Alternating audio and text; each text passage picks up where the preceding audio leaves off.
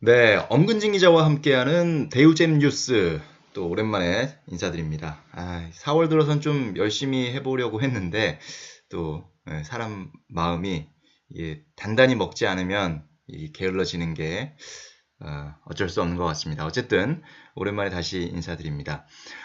오늘 4월 14일 일요일인데요. 네이버 부동산에서 가장 많이 본 뉴스를 한번 살펴보도록 하겠습니다.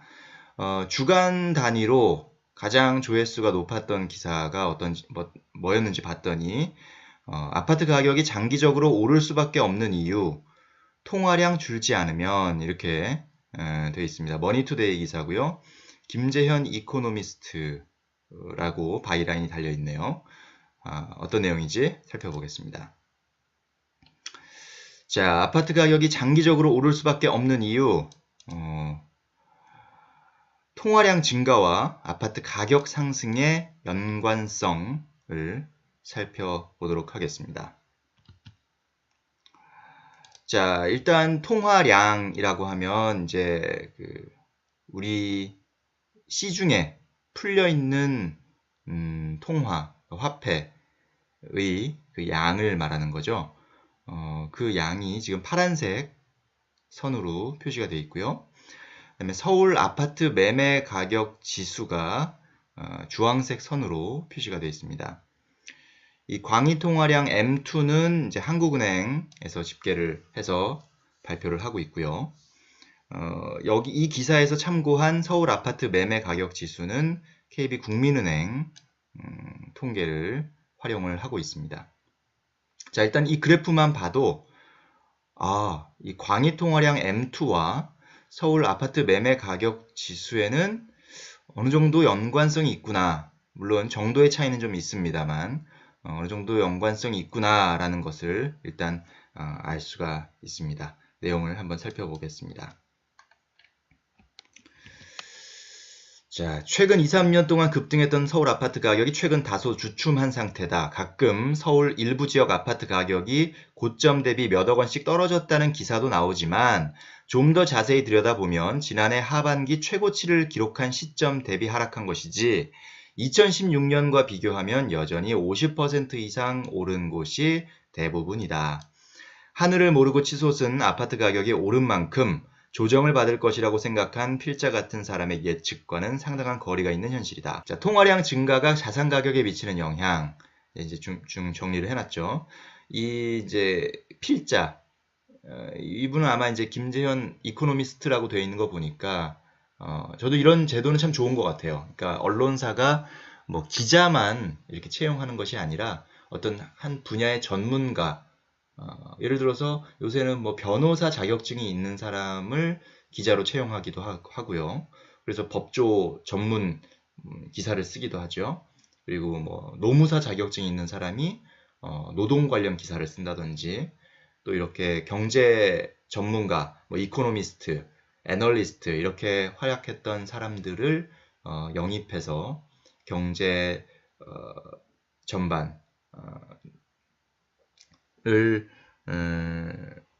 분석한다든지 혹은 증권 시장을 분석한다든지 이러한 기사가 참 좋은 것 같습니다. 그러니까 기자들이 보통 이제 좀 제너럴리스트들이 많죠. 그러니까 어떤 한 분야의 전문가라기보다는 두루두루 이렇게 좀 취재원을 확보해서 취재원의 네트워크를 통해서 알게 된 사실들 이런 것들을 좀 정리하고 전달하는 그런 역할을 해왔다면 이제는 아예 그 분야의 전문가들이 혹은 기자가 전문가가 될 수도 있고요. 그 분야를 오랫동안 뭐 10년, 뭐 15년 이렇게 취재를 했다면 그 기자도 전문가가 될 수 있는 것이고 아니면 그 해당 분야의 전문가를 필진으로 모셔서 칼럼을 받을 수도 있고 아니면 아예 채용을 해서 기자로 또 이렇게 같이 일을 할 수도 있겠죠. 어쨌든 이제 그런 차원에서 아마 이렇게 필자를 확보한 것 같은데요. 이 필자가 이제 평소에 잘 알던 투자회사 대표를 만났대요. 그래서 뭐 이런 얘기를 하다가 이분이 갑자기 2000년 이후 우리나라의 통화량이 얼마나 증가했는지 아느냐라고 물었다고 합니다. 자, 우리나라의 광의 통화는 아까 M2 확인했죠? 2000년만 해도 677조 원이었는데 올해 1월 2019년, 그러니까 19년이 지난 뒤인 지금 현재는 2717조 원으로 늘었답니다. 증가폭이 300%에 달했다. 300%라는 것은 677조 원의 4배라는 거죠. 곱하기 4를 한, 그러니까 늘어난 게 677조 원의 3배라는 것이고, 늘어난 이 2717조 원은 677조 원의 4배인 거죠. 자, M2는 시중에 돌고 있는 현금 혹은 요구불 예금, 거기다가 저축성 예금, 양도성 예금 증서, 금융채 이런 것들을 다 더한 그런 통화량입니다. 자, 앞서 말씀드렸죠. 4배로 늘었다. 시중 통화량이 4배로 늘어났는데 자산 가격도 동반 상승하는 게 당연하지 않느냐라고 얘기를 한 것입니다. 특히나 우리는 가계자산 중에 부동산이 차지하는 비중이 70%가 넘는데 당연히 그러다 보니까 부동산 가격이 오를 수밖에 없는 그런 것 아니냐. KB국민은행 자료 아까 앞서서 그래프 보셨죠? 서울 아파트 매매 가격 지수는 2000년에 31.7에서 2019년 1월에 100으로 19년 동안 3.15배 뛰었다. 이렇게 정리되어 있습니다. 자, 19년 동안 광의 통화는 연평균 7.6% 증가했고 서울 아파트 가격 지수는 연평균 6.2% 상승했다. 그러니까 아까 광의 통화에 뭐 현금도 있고 요구불 예금도 있고 뭐 CD도 있고 그죠? 저축성 예금도 있고 여러 가지 그런 형태들 항목들이 있죠. 그 중에 이제 우리나라 같은 경우는 자산의 70% 정도가 부동산에 쏠려 있고요. 그러다 보니까 광의 통화 증가 속도에는 못 미치지만 통화량이 증가하는 한 서울 아파트 가격도 비슷한 추세로 상승해온 사실을 알 수 있다. 이렇게 결론을 내리고 있습니다. 물론 가격에 영향을 미치는 게 이런 통화량도 있지만 뭐 공급 물량도 있죠. 그래서 뭐 재개발 재건축 사업을 통해 주택 공급이 증가하긴 하지만 기본적으로 토지가 유한하기 때문에 땅은 딱 정해져 있죠. 서울의 땅이 뭐 서울시랑 경기도랑 정부가 이렇게 뭐 정해서 서울의 면적을 더 넓히자. 경기도를 서울이라고 하자. 경기도까지. 뭐 이렇게 하지 않는 한 서울이라는 땅 면적은 유한하고요. 그 안에 지을 수 있는 주택의 숫자도 제한적이죠. 그렇기 때문에 공급으로 또 다 해결하기 어려운 부분이 있고 또 통화량이 모든 걸 다 얘기해 줄 수는 없지만 어쨌든 이러한 부분들이 서울 아파트 가격 상승률이 전국 아파트 중에서도 가장 높은 이유로 풀이되고 있습니다. 토지는 유한한데 사람들은 여기에 몰리고 있기 때문에 결국 아파트 가격은 떨어지기보다는 최근 2, 3년처럼 급등하진 않더라도 장기적으로 완만한 상승을 지속할 가능성이 높다라고 하고 있습니다. 그러니까 디플레이션, 그러니까 물가가 떨어지는 그런 상황이 일어나지 않는 한 아파트 가격, 부동산 가격은 함께 오를 수밖에 없다. 당연한 거죠.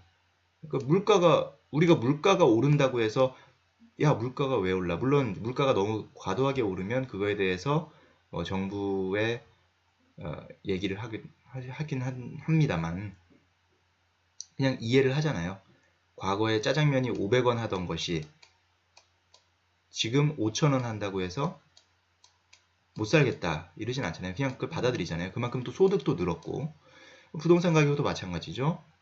5천만 원 하던 집이 뭐 물론 5천만 원 하던 집이 5억 오른 케이스도 있고요. 이렇게 그런 오른 것들이 당연한 건데 이제 부동산 가격은 덩치가 워낙 크고 그다음에 우리 의식주 중에 하나이다 보니까 사람들이 민감할 수밖에 없는 거죠.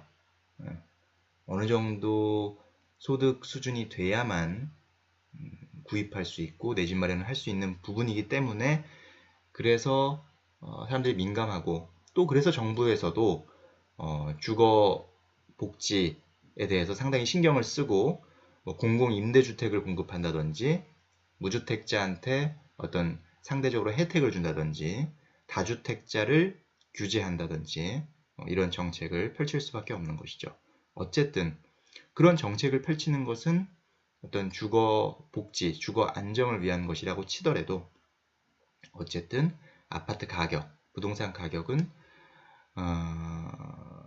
그냥 우리 경제가 축소되지 않는 한 어느 정도 성장한다고 친다면 그게 저성장일지라도 가격도 어느 정도는 같이 따라서 오를 수밖에 없는 것이다. 어쩔 수 없는 것이다. 그 오르는 자체를 너무 거부하지 말자. 다만 그 폭이 얼마나 과도한지는 정부도 계속 살펴봐야 되고 우리도 그것에 휩쓸리면 안 된다. 휘말리면 안 된다. 이런 이야기를 좀 할 수가 있겠습니다. 자, 결론이죠. 아파트 가격 상승은 통화량 증가로 인한 자산가격 인플레이션 현상이다. 아파트 가치는 비슷하게 유지됐지만 통화량 증가로 인해 화폐 가치가 떨어진 결과로 아파트 가격이 올랐다고 볼 수 있는 것이다. 아파트 가격이 장기적으로 오를 수밖에 없는 이유다. 라고 결론을 내리고 있습니다. 자, 엄근진 기자와 함께하는 대우잼 뉴스. 오늘 이번 주 주간 부동산 뉴스 중에 조회수가 가장 높았던 뉴스 한번 살펴봤습니다. 감사합니다. 좋아요와 구독 많이 눌러주시고요. 시간 되는 대로 자주자주 찾아뵙겠습니다. 감사합니다.